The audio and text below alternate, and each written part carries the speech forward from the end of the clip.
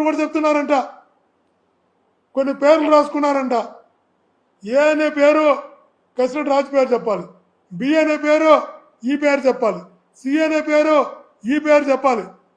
అంటే మీరు ఒక పేర్లు పెట్టుకొని నాతో కూడా ఉన్న వాళ్ళు ఎవరైతే ఉన్నారో వీళ్ళందరికీ ముందుగానే ఒక లిస్టు ప్రిపేర్ చేసుకున్నారంట, ఒక సీట్ రెడీ చేసుకున్నారంట.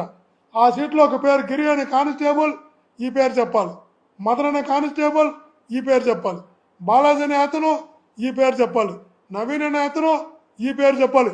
ఇట్లా ముందుగానే ప్రిపేర్ చేసుకొని ఆ ప్రకారము మీరు కొట్టి బెదిరించి భయపెట్టి నరకం చూపించి వాళ్ళ చేత ఆ పేర్లు చెప్పించుకునే ప్రయత్నం, వాళ్ళతో సంబంధం ఉన్నదని చెప్పించుకునే ప్రయత్నం, తద్వారా కేసులో ఇరికించి జైలుకి పంపించాలనే ప్రయత్నం. ఇంత అన్యాయం కదా, ఇది అధర్మం కదా.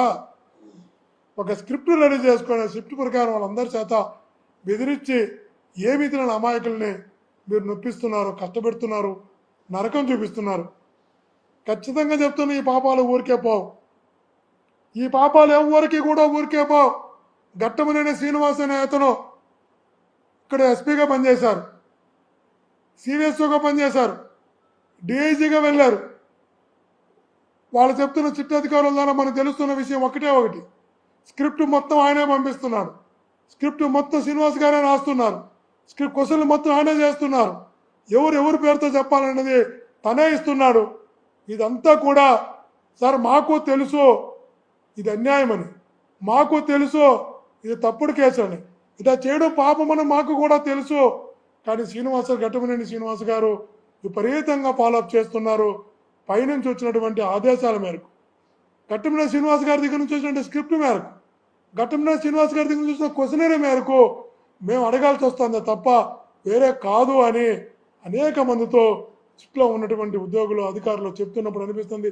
శ్రీనివాస్ గారు మీరు దేవుడి దగ్గర పనిచేసి వెళ్ళారు, ఇక్కడే సిబిఎస్ఓగా పనిచేసి వెళ్ళారు, తప్పుడు కేసులు పెట్టు, ఏ సంబంధం లిక్కర్ కేసుల్లో ఇరికిచ్చో, లిక్కర్ అంటే జీవిత కాలంలో అసహించుకునే లిక్కర్తో ఏ రోజు కూడా ఏ సంబంధం పెట్టుకున్నటువంటి భయపడేటటువంటి సెంటిమెంట్గా ఫీల్ అయ్యేటటువంటి వ్యక్తులపై అలాంటి కేసులు పెట్టడానికి మీరు దిగజారుతున్నారు, మీరు ఆ స్థాయికి వెళ్ళిపోతున్నారు.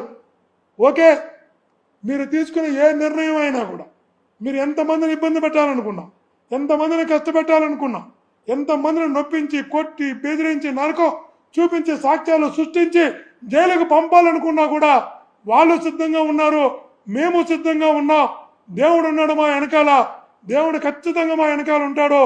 ఖచ్చితంగా చెప్తున్నాం, ఈ పాపాల ఊరికే పోవని కూడా చెప్తున్నాం. ఎదుర్కొంటాం, ఖచ్చితంగా ఎదుర్కొంటాం. కానీ భవిష్యత్తులో చరిత్ర ఎప్పుడు ఇది మర్చిపోదు శ్రీనివాస్ గారు, గుర్తుంచుకోని కూడా మీ ద్వారా తెలియజేస్తున్నాం.